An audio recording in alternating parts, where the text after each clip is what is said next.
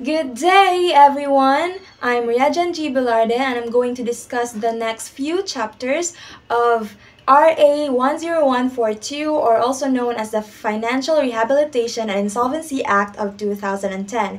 So I'm going to tackle about chapters 3, 4, 5, and 6. So, Chapter 3, which talks about pre-negotiated rehabilitation. Chapter 4, out-of-court or informal restructuring agreements or rehabilitation plan.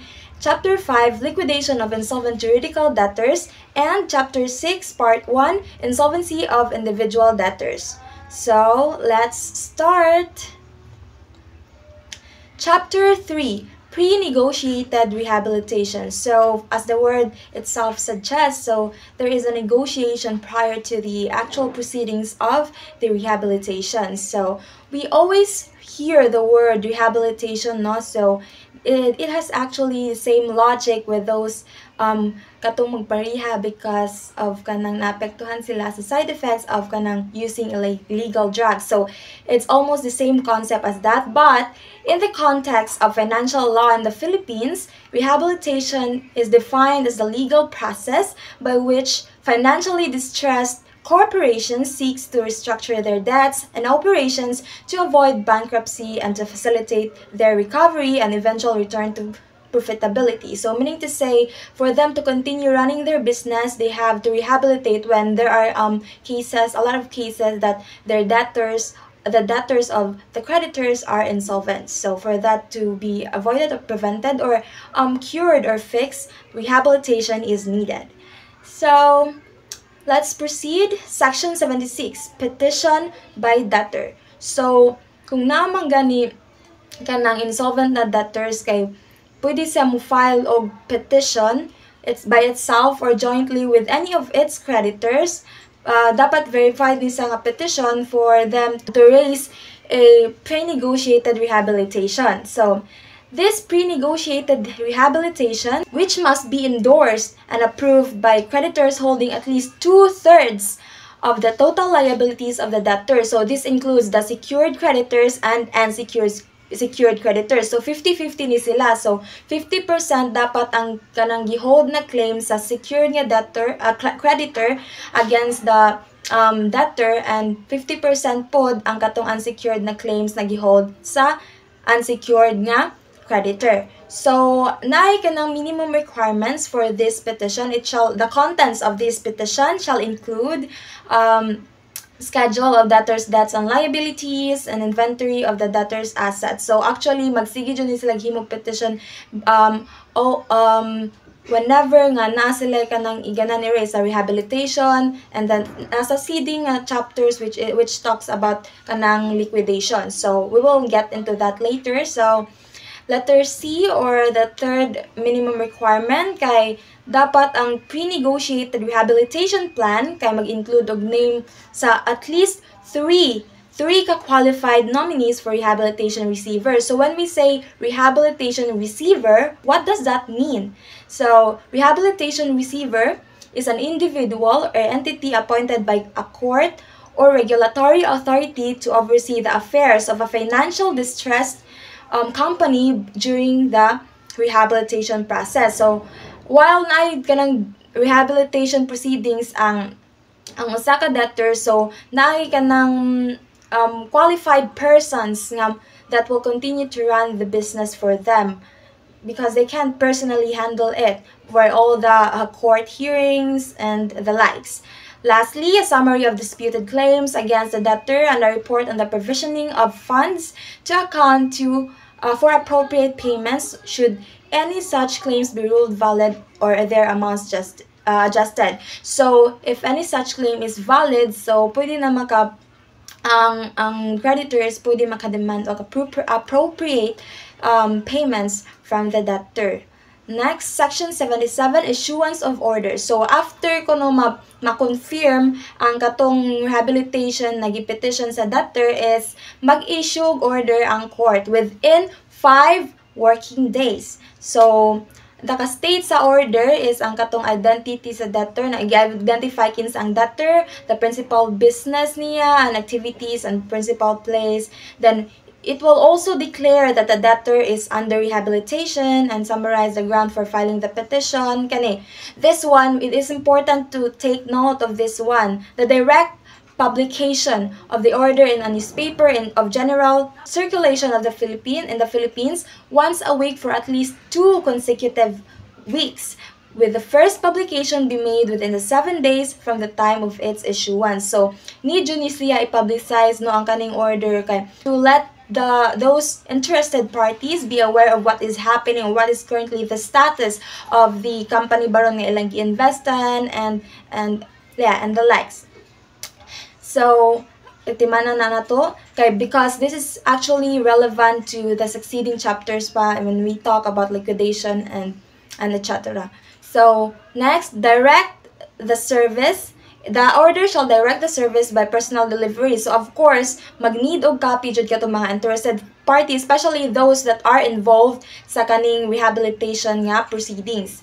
So, dapat naay copy ang katong creditors nga wala nagpetition ato, wala sila appeal, dili sila petitioner na nakahold sila claims against the debtor for at least 10% of the total liabilities of the debtor as determined in the schedule attached to the petition. So kani siyang delivery is dapat may tabo ni siya within 3 days once na-approve na petition sa court. So next, the order states the copies of the petition of the rehabilitation plan are available for examination and copying by any interested party. So, yes, that's self-explanatory, or gyud to ganina. And then, it also states that kung naman gani objections ang mga creditors and other interested parties, kaya pwede dyan sila maka-object, no? So, nasa ni siya nga, pwede sila, while katong proceedings sa rehabilitation is ongoing gyapon, kaya they can still kanang object if palitan na sila yung makitaan nga kanang any misleading or faults sa kanang nakabutang sa petition and the petition is not accurate or it is fraudulent. So, mure sila kanang objections if they believe so. So, pwede dyan na sila kanang mo-object sila while the rehabilitation proceedings is still ongoing. So, but then, kung mo-file sila, dapat mo-file sila not later than 20 days from the second publication of the order. So, kuha na to katong pag-publicize bitaw nga mga scheduled or allotted time. So, ato na-apply diri. So, dapat before 20 days, dili malapas og 20 days, naka-file mong objection para kung against mo sa gi-petition sa debtor. So, next, appoint a rehabilitation receiver. We've also discussed what is a rehabilitation receiver. So, lastly, include a suspension or stay order as described in this act. So, when we say suspension or stay order, this is actually katong pag-suspend sa payment sa debtor. So, pwede ra siya maka-file og suspension payment. But in here, in the context of this kanang section, kay ang court ang mo-decide kung kanang mag-need ba og suspension order or stay order ang debtor. So, that is actually based gihapon sa kanang capacity or the ability to pay of the debtor, of course. Next, Section 78, approval of the plan. So, the rehabilitation plan should be approved within 10 days from the date of the second publication of the order. So, katong once every 2 consecutive weeks. So, after da katong second nga pag-publicize ninyo, within 10 days ato, dili dapat mulapas og 10 days, dapat na-approve na siya sa court ang katong rehabilitation plan. So, mo lagi to if na objection, unless kanang na objection. So, of course, dili pa dyan na siya ma-approve. Next, Section 79. Diri na to, katong objection to the petition or rehabilitation plan. So, if anyone and the interested parties have objections, they believe that there are kanang misleading information in the petition, they can submit to the court a verified objection to the petition or the rehabilitation plan not later than 8 days from the date of the second publication of the order mentioned in Section 77. So, kani siyang objection is dapat not later than 8 days because dili na ma-consider sa court if malapas na because katong ma-push through ang katong petition. So dapat na ang objections naka-include of the following. So allegations nga kanang naay materially false or misleading atong gi-discuss ganina Then, the majority of any class of creditors do not in fact support the rehabilitation plan. Then, buhat ra dayto sa debtor kuno kanang inana nga petition nga dili wala jud dayto suportaan sa lain nga creditors. And then, dili daw kanang pwede sad nga kanang ni-believe sila nga dili accurate ang pag-account sa mga claims against the debtor, and then pretang gidako kaayo, but then dili dayon nato kadako ang amount sa iyang kanang mga liabilities and the claims di ay from against the debtor. So mo na siya. And lastly, if the support of the creditors was injured by fraud, so katong nabaroy ka ng mga shenanigans behind the backs of the creditors and the debtors nga kanang fraudulent, it is meant to deceive the debtor or the creditor nga ma-petition ni siya para makaikyas sa liability and obligation si debtor. So again, ang copies sa kaning objection ipahibaw jud. This is for the awareness of those interested parties and involved parties. So mag-need sila copy bisad sa objection side, sa petition and sa objection. So this will be given to the debtor, of course, the involved parties, debtor, rehabilitation receiver, and the secured and unsecured debtor, both those that has largest claim and who supports also the rehabilitation plan, because ni support man sila na ini object, so they need to know kanang na ini object. Next, section 80. So, hearing on the objections. Once the objections, the court will find that the objection is of merit or it is sufficient in substance and form, so the court will confirm it. While pwede ra sa ni mahitabo ongoing pang rehabilitation plan, then mag-hearing man sa tuang rehabilitation proceedings, and then kanisang objection is mag-hearing pod ang court for the same. So the date of the hearing shall be no earlier than 20 days. No earlier than 20 days. So, and no later than 30. So basically within 20 to 30 days from the date of the second publication of the order mentioned in section 77 hereof. So, muna tong gingon nga kung reasonable man gani ang objection, then i-consider siya sa court, of course.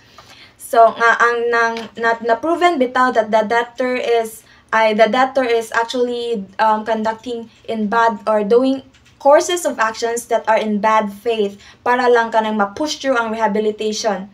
So, but then let's talk about this, about liquidation nga ma-prove gani sa court na non-curable ang kanang insolvency sa debtor, then they will convert into a more worse nga kanang proceeding, which is ang liquidation. Now, we are going to discuss that in the next chapters. So next is section 81 and section 82. So the period for approval of rehabilitation plan and the effect of such approval. So ang pag-approve sa rehabilitation plan is the court kay they shall approve within the maximum period of 120 days, that's 4 months, from the date of the filing of the petition to approve the rehabilitation plan.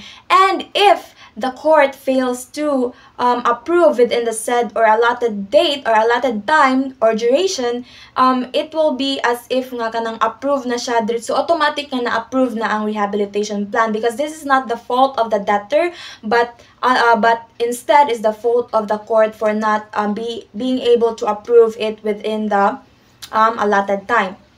So, the effect of approval, this is actually, the effect of approval, i-discuss na nino katong confirmation sa rehabilitation last chapter by the last reporter. Actually, the same ra ang kanang effect niya sa approval sa rehabilitation plan. So, approval of a plan under this chapter shall have the same legal effect as confirmation of a plan under chapter 2 of this act. So, what was that nga katong confirmation nga? That was actually section 69. It is the effect of confirmation of the rehabilitation plan. It is the confirmation of the court of the rehabilitation plan. Then same ra na silang effect sa kaning approval na jud. Let us not dig deeper into that because it was discussed not by the last reporter sa chapter 2 or the last chapter before this.